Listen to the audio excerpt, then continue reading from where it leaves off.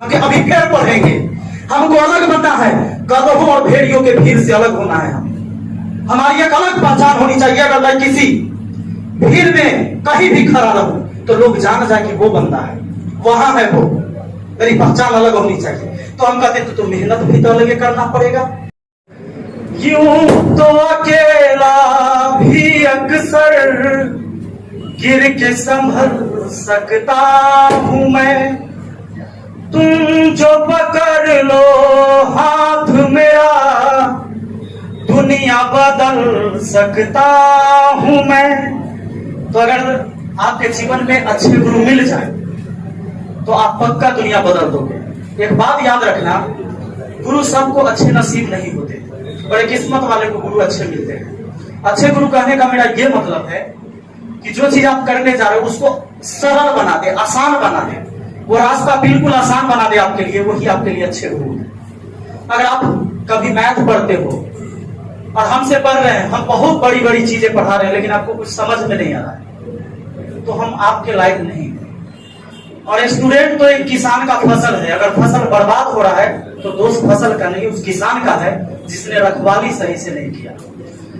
तो मैं समझता हूं कि एक शिक्षक अगर पढ़ाता है और उसे पढ़ाने नहीं आता है कि वो किसी भी चीज को समझ, जैसे एक कन्वर्टर होता है, डीसी से एसी से डीसी बनाना, डीसी करंट को एसी बनाना। शिक्षक एक कन्वर्टर है। किताबों में वो सारी चीजें लिखी हुई हैं जो मैं आपको पढ़ाता हूं। मैं कोई दूसरे पाताल लोक से या कौन कहते हैं यमराज वाला लोक से वहां से लेके कुछ नहीं आते, किताबें में लिखी है वही चीज हम आपको पढ़ाते हैं। तो बस ये गुण होता है अपने में कि हमारे पास कन्वर्ट करने का तरीका होता है कि वो किताब आप पढ़ोगे तो आपको समझ में नहीं आएगा, और कोई अच्छा टीचर आपको पढ़ाएगा कोई भी तो वो आसानी से समझ में आ जाएगा। टीचर का बस इतना ही काम है, बाकी फिर मेहनत करना आपका काम है। ये कभी मत सोचना कि कहीं एडमिशन ले लेने से तुमको नौकरी हो जाएगा। अगर किसी संस्थान ने अपने कोचिंग के सामने बोर्ड लगाया कि हमारे यहाँ इस बार भी 100 विद्यार्थी ने जॉब प्राप्त किया और एक फोटो खाली छोड़ दिया कि इसमें अब आपका नंबर है, जल्दी आ जाइए, है ना, लिख ले रहा था ना, वहां फोटो दिखाई नहीं देगा, वाट दिया हुआ रहेगा प्रश्नवाचक चिन्ह, है ना, और वहां यू लिख देगा नीचे कि अब अगला आप। मैं कहता हूं कि अगर सिर्फ आपके पढ़ाने से बच्चों को नौकरी होती है तो ठीक है, 100 लोगों की नौकरी हुई है, हजारों से ज्यादा को आपने पढ़ाया, 10,000 को पढ़ाया तो ठीक है, 100 का लगाइए इधर फोटो जो पास किया आपके यहां से, अब बाकी जो फेल हुआ उसको भी इधर लगा दो, दोनों डाटा दिखा दो। तो एक बात याद रखना, बच्चे होते हैं जिन्हें जरूरत होती है नौकरी लेना। जैसे आज आप तैयारी के लिए आ रहे हो इस संस्थान में, तो आपके अंदर कुछ ना कुछ सपने हैं, आप देख रहे हो कि क्यों जरूरत है। सबसे पहली बात कि आपको नौकरी चाहिए, तो क्यों चाहिए? आप कहते हो सर हम बहुत गरीब हैं, हमको जरूरी है, हमको अपने परिवार को संभालना है, हम जल्दी से जॉब नहीं प्राप्त करेंगे तो सब बेकार हो जाएगा, पिताजी का बोझ जो है हल्का करना हमें। तो सबसे पहली बात कि हम आपसे पूछना चाहते हैं कि आपको क्यों चाहिए, आप में क्या क्वालिटी है कि आपको चाहिए। तो जब आप अपने अंदर झांकोगे तो आपको लगेगा कि ना, हमको नहीं होना चाहिए, बहुत कमियां हैं हम में, उतनी तैयारी तो नहीं हुई है जितनी हम कर सकते थे। बोलो ऐसा लगता है कि नहीं? ईमानदारी पूछना। और जिस दिन आपको लग जाएगा ना कि मुझे में क्षमता है, मुझे में दम है, मुझे होना चाहिए, और नौकरी नहीं होगा ना तो बहुत आगे चल जाओ, उससे ऊपर चले जाओ। टैलेंट चीज बड़ी है, लेकिन टैलेंट से बड़ी चीज है जुनून, और जिसके अंदर जुनून है उसके अंदर टैलेंट हो जाएगा। मैं ज्यादा समय नहीं लूंगा आपसे, 5 मिनट में मैं बात खत्म करूंगा।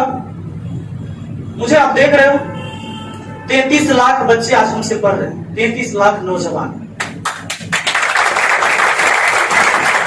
मेरा उम्र 30 साल है, मैं भले हिंदी ठीक से नहीं बोल पा रहा हूं, हो सकता है मैं गलतियां बोलता हूं, कोई दिक्कत नहीं, क्योंकि मैं मैथ पढ़ाता हूं और मैं समझता हूं कि मैं मैथ सिखा सकता हूं, वो मुझे आना चाहिए। अब जरूरी नहीं कि हमको मैथ पढ़ाते हैं तो हमारा इंग्लिश तो अच्छा बोलने आना चाहिए, बात समझ रहे? मैं टीचर हूं, मैं मैथ पढ़ाता हूं, तो मुझे समझ में आता है कि भाई किसी तरह हम आपको सिखाते हैं।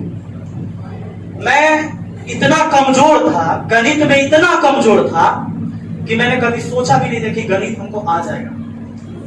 10th चोरी से पास किया, 12th चोरी से पास किया। तेज हम जरूर थे, चोरी करने थे। देखिए एक बात बता देते, जिंदगी में ना ज्ञान ज्यादा काम नहीं आएगा, इंटेलिजेंस ही काम आता है इंसान का। ये बुद्धि जो होता है ना, ये बौद्धिक क्षमता आपके पास होना चाहिए, दुनिया पर राज कर लोगे। तो एक चाय बेचने वाला प्रधानमंत्री कैसे बन जाएगा? वो कौन टैलेंट हुआ?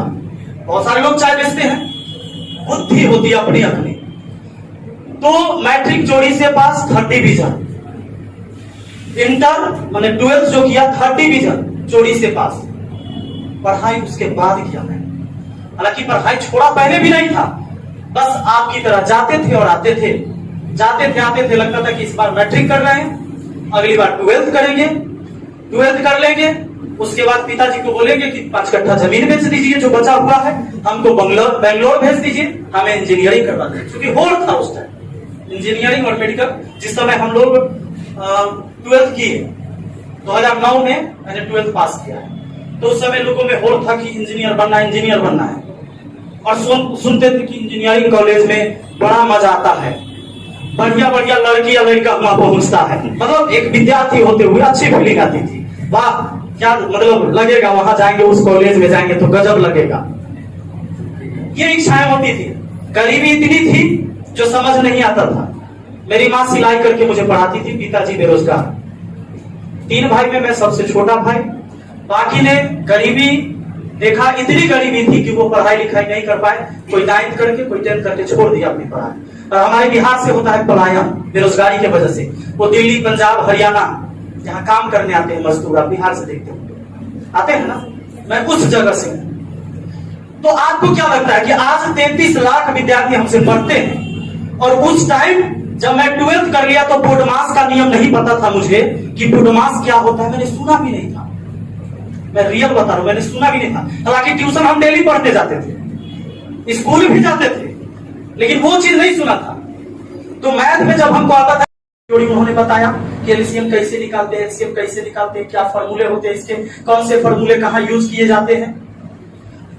तो कुछ बात हम लिखते भी जाते थे बगल में, जो वो बोलते थे। क्या होता है कि टीचर कुछ बात बोल देंगे, वो लिखाएंगे नहीं, और आपको लगेगा कि अभी तो याद है, अब बाद में फिर आप भुला जाते हैं क्या बोले थे, तो पता नहीं चला।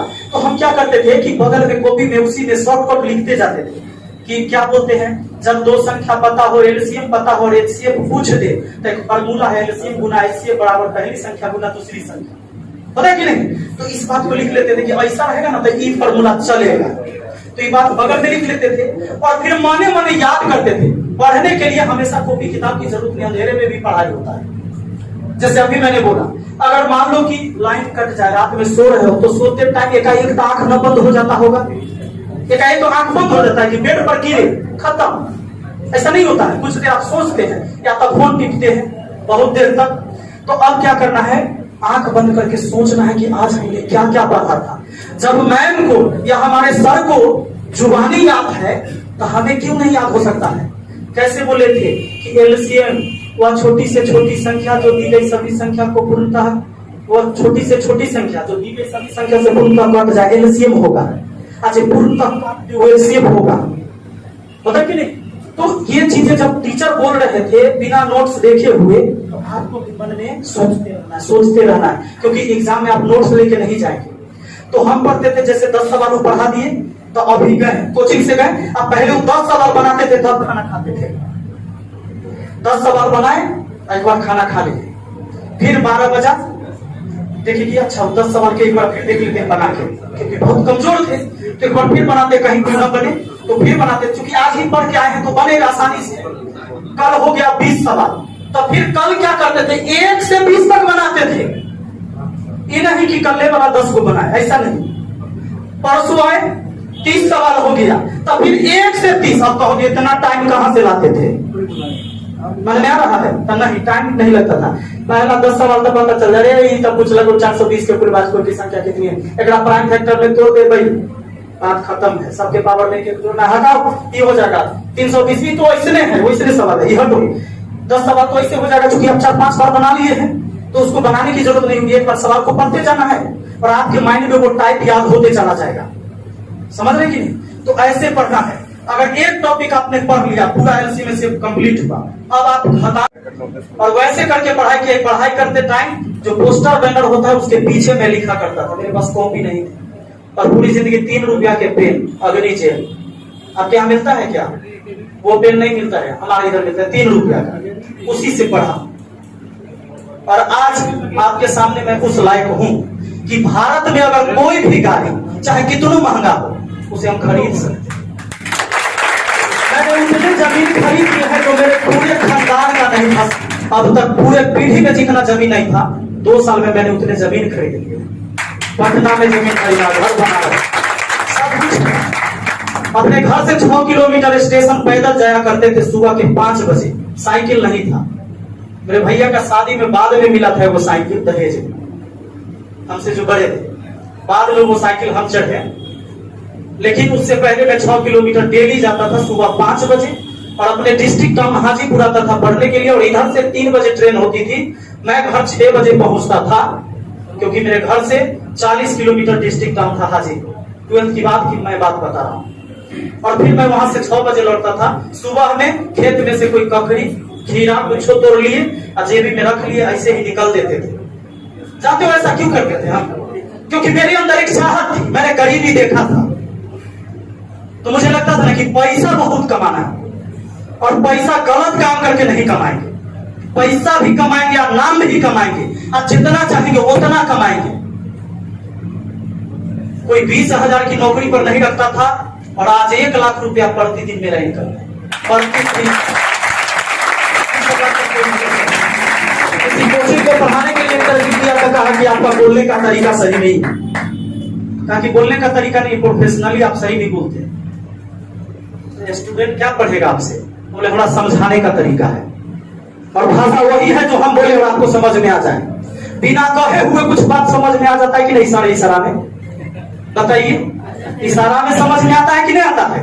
वो भाषा है, वो भी एक भाषा है, सांकेतिक भाषा। मैंने संकेत किया, आप समझ गए। बाहर निकले देखा देवे देखा दे वही मैंने कथी दिखाइएगा तो समझ गया कि मारना है ना, निकल रहा है बाहर, मिलो उससे दिखा देंगे, समझ जाते हैं सांकेतिक भाषा। तो वही चीजें थी। और आज जो ये बदलाव है ना, एक दिन में मेरे साथ नहीं बदलाव आया है। सरकार है, देखिए अगर कोई भी व्यक्ति बड़ा होता है तो आदमी केवल ये देखता है कि भाई वो बहुत बड़ा हो गया, लेकिन उसके पद चिन्ह जो उसके पांव में छाले थे वो इंसान नहीं देख पाता। उसको एक बार गौर करिएगा। मैं केवल ये सोचता था, देखिए एक बात और है, आपके जीवन में जब तक किसी चीज की जरूरत नहीं होगी आप मेहनत नहीं करोगे। हम कितना हो मोटिवेट आपको कर दे, कल जाके फिर भूला जाइएगा। आज बताइएगा एकदम जुनून में, क्योंकि आज 5-7 टीचर आपको मोटिवेट करेंगे। आज से कहोगे ना करता उड़ा देंगे, और चाहे जो हो जाए हम समाज को दिखा देंगे, देश को दिखा देंगे। पता चला 3 दिन बाद तो फिर शांत हो गया। होता है ना, मेरे साथ भी होता था। इंसान है, होगा आपके साथ, थकोगे आप भी थकोगे। तो मुझे एक चीज याद आता था हमेशा कि जब मेरी माँ रात में सिलाई करके मुझे पढ़ाती थी ना, 5 रुपए में एक कपड़ा सीती थी गांव में, और 500 रुपया हर महीने मुझे किसी तरह इकट्ठा करके देती थी। घर में डेली उनका दिन में काम होता था और रात में वो सिलाई करती थी मुझे पढ़ाने के लिए। तो जब रात में मुझे नींद आता था ना, अगर मान लो 7 बजे से पढ़ा 10 बज गया तो नींद आता, आपको भी आता होगा। 2.5-3 घंटा कंटिन्यू पढ़ना बहुत बड़ी बात है, इस साधारण बात नहीं है। कुछ झूठों के आप लोग बोलते हैं हम 12 घंटा पढ़ते हैं, तो 3 घंटा पढ़ लेगा ना तो तुम्हारी जिंदगी बदल जाएगा। अगर ईमानदारी से तुम 3 घंटा पढ़ते, कोनो एग्जाम नहीं जो थोड़ा से छूट जाएगा। लेकिन ईमानदारी से आप नहीं पढ़ पाते। हम भी 10 बजे तक पढ़ते थे तो नींद आ जाता था, पूरा कमर अकड़ गया, कहते थे कि सूझ जाते। तब फिर याद आता था कि ना मेरी माँ सिलाई अभी भी कर रही हो, मेरे लिए कर रही हो, अभी भी हम पढ़ेंगे तो हमको अपराध लगेगा। तो फिर हम पढ़ते थे। जब 11 बज जाता था ना तो सोचते थे कि अब तो बहुत थक गए, अब क्या करें, सूझ जाते हैं। भोर में उठेंगे तनी पहले ही, आज सवेरे उठेंगे एकदम 3 बजे भोर में और गरबा उड़ा देंगे 7 बजे तक, 4 घंटा हो जाएगा। तो सूझ जाते थे। पता चला कि 3 बजे उठाइए नहीं हुआ, 7 बजे उठे। अगला दिन फिर प्लान बनाते थे, ना कल एक गलती हो गया है, आज अलार्म लगा लेते हैं। अलार्म जब बजता था उस टाइम में तो उसको दबा के, अच्छा 5 मिनट में उठते हैं ना, क्या हो जाएगा 5 मिनट में, थोड़े ना एकदम बवाल हो जाएगा। पता चला अलार्म बंद किए कि फिर सुत गए। फिर अगला दिन मोटिवेट करते थे अंदर से, ना फिर गलती हो गया। तो फिर जब रात में पढ़ाई करते थे, मान लो 11 बजे तक अगले दिन, और जब ये विचार आता था ना कि अभी सुत जाओ, आज उठ जाना पक्का, तो हम कहते थे ना, ये जो विचार आया ना, ये हमारा दुश्मन है, यही 3 दिन से मुझे हरा दे रहा है। हम अभी ना सुतेंगे, हटो, अपने आप से बात करते थे, अभी ना सुतेंगे, अभी पढ़ेंगे। मेरी माँ जग रही होगी, सिलाई कर रही होगी दिया चला के, अगर वो इस उम्र में सिलाई कर सकते, उसके कमर न दुखे हैं, हमारा क्यों दुखता है? मुझे अपराध लगेगा, मुझे पाप लगेगा, भगवान भी मुझे माफ नहीं करेगा। मैं कहता था मैं पढ़ूंगा, चल हट। जब इतना जब सोच लेते थे कहां नींद आएगा, फिर पढ़ाई शुरू किया। 1 घंटा बीता, जब 12 बजे तब लगता था कि अब सो जाओ, आज बहुत हो गया। तब सोचते थे ना, रेलवे के एग्जाम में लाखों विद्यार्थी फॉर्म भरा है, तो लाखों सूत गया होगा, ना सूता होगा। वही में कुछ ना कुछ 10,000 अभियो पढ़े होगा 12 बजे रात में, अभी फिर पढ़ेंगे। हमको अलग बनना है, गधों और भेड़ियों के भीड़ से अलग होना है। हमारी एक अलग पहचान होनी चाहिए। अगर मैं किसी भीड़ में कहीं भी खड़ा रहूं तो लोग जान जाए कि वो बंदा है, वहां है वो, मेरी पहचान अलग होनी चाहिए। तो हम कहते थे तो मेहनत भी तो अलग करना पड़ेगा।